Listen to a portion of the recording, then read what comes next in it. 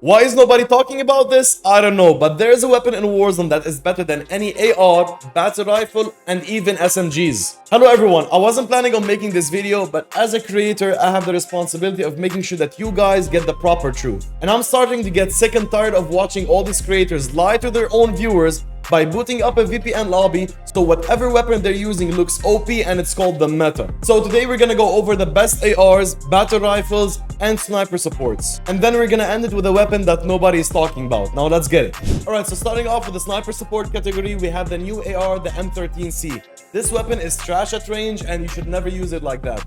The best way to use it is as a sniper support, and even in that case, you shouldn't use it because there's the Chimera. It's better in every single way. Now moving on to the AR category, we got three interesting weapons here. A lot of people are claiming that the Kastov 545 is an absolute GOAT and meta weapon. The reality is this weapon is for somebody that doesn't want to practice recoil control and is just stuck at being a noob.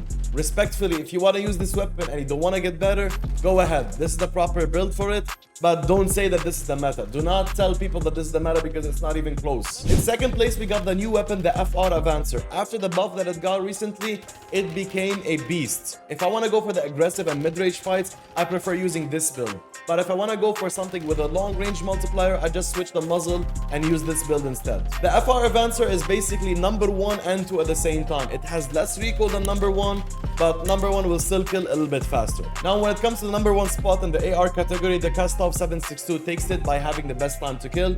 The only problem with this weapon is it has really insane recoil, especially that it's not even the best weapon out there. Now if you want the best damage at range and you want to take those long range fights, you can use this build, but the recoil will be too heavy to control. Instead, I would take this build, which will be effective at mid-range and long range, and you'll need just 1 or 2 more bullets for the long range fights. And now for the battle rifles. In the number 3 spot, we got the Cronen Squall. Yes, this weapon is still being used as the meta weapon in rank, but I'll get to that in a bit. Now for the Cronen Squall, this build is the most effective one and the most used in ranked.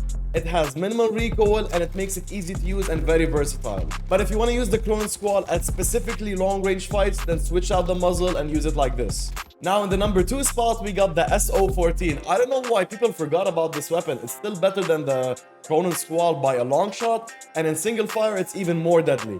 And this is the best build. I don't advise you guys to change anything about this build. And now in the number 1 spot for the battle rifles, we got the Lachman 762.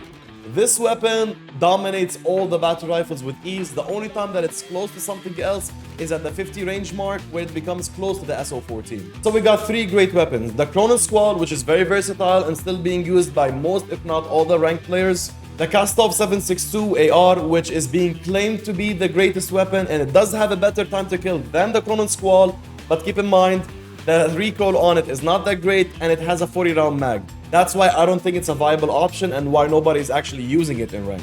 But if you actually want to dominate everything and just use one weapon for all the ranked matches, then you have to use the Lachman 762. Because look at the time to kill for the 762 compared to the Cronen Squall or the Kastov 762.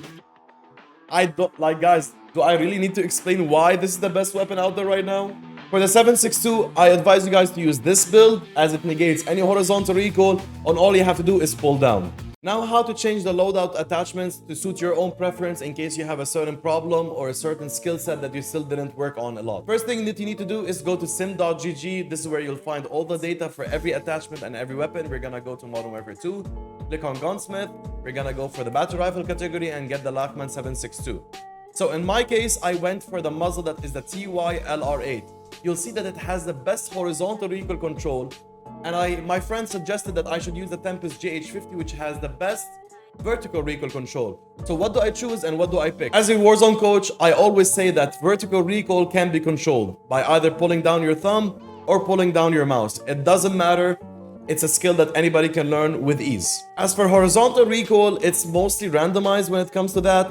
So it's better to use a muzzle that gives you less horizontal recoil, or any attachment in that case, because that way you're going to be more consistent, and the only thing that you can control, which is the vertical recoil, you will be controlling it by practicing pulling down. Now that's just a general rule of thumb. If you're on a controller, you're going to have aim assist, rotational aim assist specifically, and in that case it's going to negate most horizontal recoil. So in that case, if you feel like you already know how to use the aim assist and you're feeling comfortable with it, go for an attachment that gives you less vertical recoil, and that way you don't have to worry about anything. Why am I still on mouse and keyboard? And guys, this doesn't mean that you have to use an attachment that gives the best horizontal or best vertical.